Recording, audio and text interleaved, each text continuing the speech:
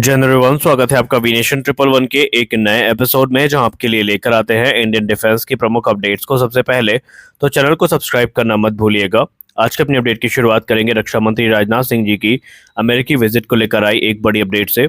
आप सबको पता है कि पहले प्रधानमंत्री श्री नरेंद्र मोदी जी ने वर्ष 2023 में एक बड़ी विजिट की थी अमेरिका की, जहां पर कुछ बड़े एमओयू साइन किए गए थे। तो अब रक्षा मंत्री श्री राजनाथ सिंह जी भी अमेरिकी विजिट पर जा रहे हैं और माना जा रहा है कि इस महीने के अंत तक वो अपने इस विजिट पर होंगे। और यहाँ पर दो अहम मुद्दे हैं जिनको लेकर के अमेरिका के साथ भारत की बातचीत होगी। पहला जो मुद्दा होगा ये क्रूशल टेक्नोलॉजी कोलैबोरेशन को लेकर के होगा, जहाँ पर कुछ डील है उनमें जो को प्रोडक्शन की बात की गई है उसको फाइनलाइज किया जाएगा। अब मुख्यतः हम सब जानते हैं कि ये क्या होने वाला है। पहला होगा MQ-9B ड्रोन्स की डील और दूसरा होगा जनरल इलेक्ट्रिक F414 इंजन का जो प्रोडक्शन है भारत में, उसको लेकर जो बातचीत है वही अभी होने वाली है। आप सब जानते हैं कि MQ-9 हमारे लिए कितने इंपॉर्टेंट होने वाले हैं। ये दुनिया के सबसे एडवांस सर्विलेंस और स्ट्राइक कैपेबिलिटी वाले ड्रोन है और इन्हें इंडिया के जो अनमैन्ड एरियल व्हीकल फ्लीट है उसके लिए एक बड़ा कह सकते हैं बूस्ट के तौर पर देखा जा रहा है, क्योंकि इन ड्रोन्स को प्रिसीजन स्ट्राइक कैपेबिलिटी से इक्विप किया गया है। इनकी सहायता से न सिर्फ भारत लॉन्ग रेंज रिकॉनेसेंस और टारगेटेड ऑपरेशन कर पाएगा, बल्कि जो महत्वपूर्ण इलाके हैं वहां पर भारत की लगातार जो नज़र है वो भी बनी रहेगी। आपको याद दिला दें कि चीन के साथ जब गतिरोध बढ़ा था तो भारतीय नौसेना के MQ-9C गार्डियंस ने कुछ समय तक उड़ान भरी थी LAC के पास और भारतीय थल सेना को महत्वपूर्ण जानकारियां उसकी मदद से प्राप्त हुई थी। दूसरा जो महत्वपूर्ण विषय होगा ये जनरल इलेक्ट्रिक F414 का को प्रोडक्शन होगा और यहाँ अमेरिका के साथ अहम मुद्दों पर बात किया जाएगा कि शीघ्र अतिशीघ्र जो डील है उसको फाइनलाइज किया जाए और इनका को प्रोडक्शन कैसे शुरू करना है, पूरा रोड मैप क्या होगा, ये डिस्कस किया जाएगा। आपको बता दें कि हिंदुस्तान एरोनॉटिक्स लिमिटेड ने ऑलरेडी जो मैन्युफैक्चरिंग फैसिलिटी है इसका निर्माण शुरू कर दिया है और 2 वर्षों के अंतर्गत वो बनके तैयार हो जाएगी और वहीं पर इन इंजन्स का निर्माण किया जाएगा। तो आने वाले निकट भविष्य में हमें अमेरिका से कुछ बड़ी अपडेट्स देखने को मिल सकती हैं। हालांकि हम सब जानते हैं कि इस समय तेजस मार्क 2 के लिए ये इंजन कितने इंपॉर्टेंट हैं, क्योंकि हमारे पास कोई और ऑप्शन नहीं है जिसका इस्तेमाल हम कर पाएँ। हमें अभी जनरल इलेक्ट्रिक F414 पर ही डिपेंडेंट रहना पड़ेगा और इंजन स्वैपिंग का भी कोई ऑप्शन नहीं है। और इसी सारी चीज़ों को डिस्कस करने के लिए भारत जो है वो अमेरिका के पास जा रहा है। आपको बताते चले कि अमेरिका ने 80% TOT सिस्टमेटिक मैनर में ऑफर करने की बात की है, जहां चरणबद्ध तरीके से जो टेक्नोलॉजी ट्रांसफर है ये प्रदान किया जाएगा। हालांकि इसके लिए जो इंटेलेक्चुअल प्रॉपर्टी राइट और एक्सपोर्ट राइट है ये भारत को नहीं मिलेंगे, ये अमेरिका के पास ही रहेंगे। हाँ, अमेरिका इसमें भारत का सहयोग करने के लिए तैयार है।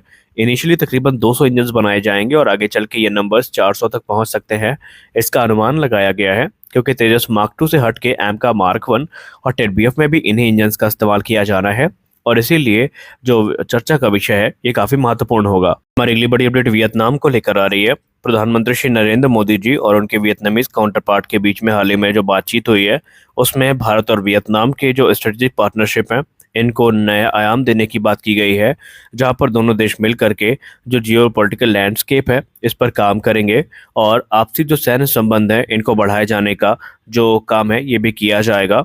फिलहाल भारत इस समय अपना ध्यान केंद्रित कर चुका है वियतनाम के साथ अपने डिफेंस और सिक्योरिटी कोलैबोरेशन को बढ़ाने के लिए और इसी डिस्कशन में एक नई रिपोर्ट सामने आई है, जहां पर भारत जो है अब वियतनाम को अपना जो आकाश 1S एयर डिफेंस सिस्टम है इसका टेक्नोलॉजी ट्रांसफर और लोकल प्रोडक्शन का ऑफर भी दे चुका है।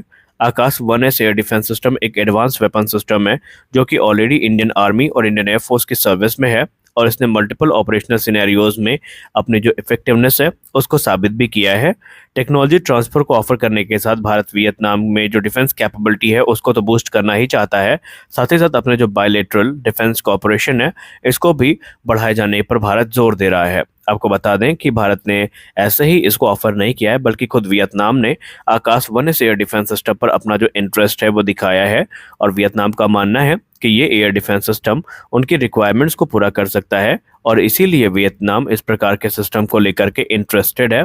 आपको यहाँ पर यह भी पता होना चाहिए कि अभी हाल ही में भारत ने आकाश 1S एयर डिफेंस सिस्टम को आर्मेनिया को एक्सपोर्ट किया है, जिनकी डिलीवरी क्रमशः 2025 में शुरू हो जाएगी। आकाश 1S आकाश का एक एडवांस वेरिएंट है जो कि अपनी एक्सेप्शनल इंटरसेप्शन कैपेबिलिटी के लिए जाना जाता है। ये एक मीडियम रेंज का एयर डिफेंस सिस्टम है जो कि भारत में बनाया गया है और इसने ऑलरेडी कई ऐसे युद्ध अभ्यास हुए हैं जहां पर अपनी कैपेबिलिटी का लोहा मनवाया है और यही कारण है कि वियतनाम भी अब इनको लेकर इंटरेस्टेड है।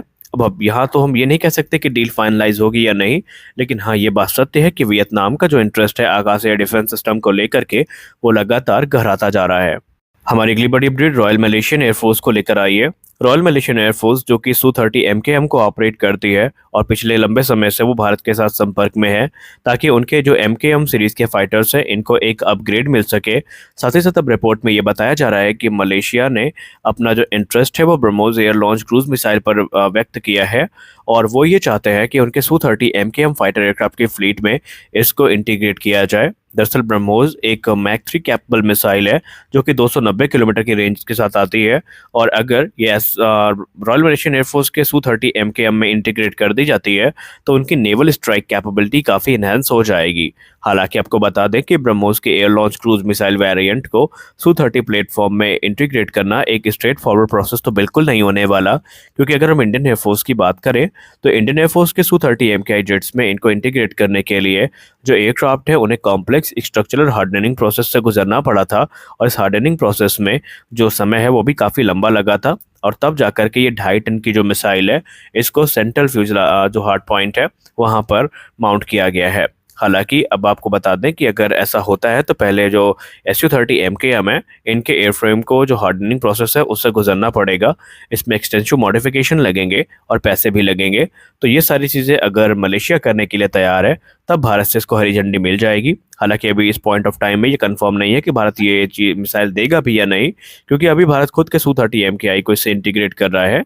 हाँ ये बात अलग है कि Su-30 MKI और Su-30 MKM में जो सिमिलैरिटीज़ हैं ये काफ़ी ज़्यादा है, जिसको देख करके संभावनाएं प्रबल हैं कि आने वाले समय में अगर भारत ने चाहा तो भारत इस मिसाइल को ऑफर कर सकता है।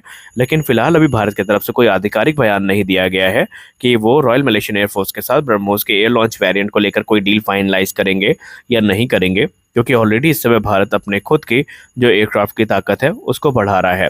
लेकिन अब क्योंकि ब्रह्मोस एक्सपोर्ट हो रही है तो अगर आने वाले भविष्य में डील फाइनलाइज हो जाती है तो इसमें भी कोई चौंकने वाली बात नहीं होगी। हमारी अगली बड़ी अपडेट लॉकहीड मार्टिन F-21 को लेकर आ रही है। आप सबको पता है कि लॉकहीड मार्टिन की तरफ से F-21 भारत को ऑफर किया गया है, लेकिन हाल ही में लॉकहीड मार्टिन के vice president William L Blair के द्वारा एक ऐसी स्टेटमेंट रिलीज करी गई है जिसने काफी ज्यादा लोगों को चौंका दिया है।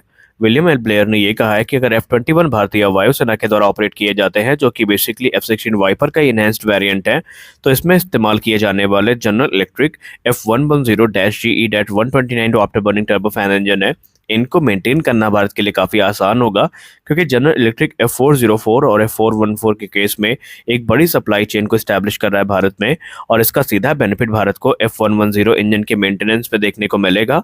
हालांकि ये इंजन डायरेक्टली F404 और F414 पर बेस्ड नहीं है, लेकिन फिर भी उन्होंने इस पर बात करते हुए ये कहा कि भारत में जनरल इलेक्ट्रिक की सप्लाई चेन इसको मेंटेन करने में एक महत्वपूर्ण भूमिका निभाएगी और ऐसे में अगर भारत F-21 को सिलेक्ट कर लेता है तो भारत के लिए ये और भी ज़्यादा बेनिफिशियल हो जाएंगे। अब यहाँ पर आपको बता दें कि भारतीय वायुसेना का सिंगल इंजन फाइटर्स में कोई इंटरेस्ट नहीं है। अगर MRFA फाइनलाइज होता है तो वहाँ पर या तो राफेल F4 स्टैंडर्ड सेलेक्ट होगा या फिर F-15EX या टाइफून में से किसी को सेलेक्ट किया जाएगा। सिंगल इंजन फाइटर्स के चांसेस काफ़ी कम है। तो आज के इस वीडियो में बस इतना ही, मिलते हैं अगले वीडियो में कुछ अपडेट्स के साथ। तब तक के लिए जय हिंद।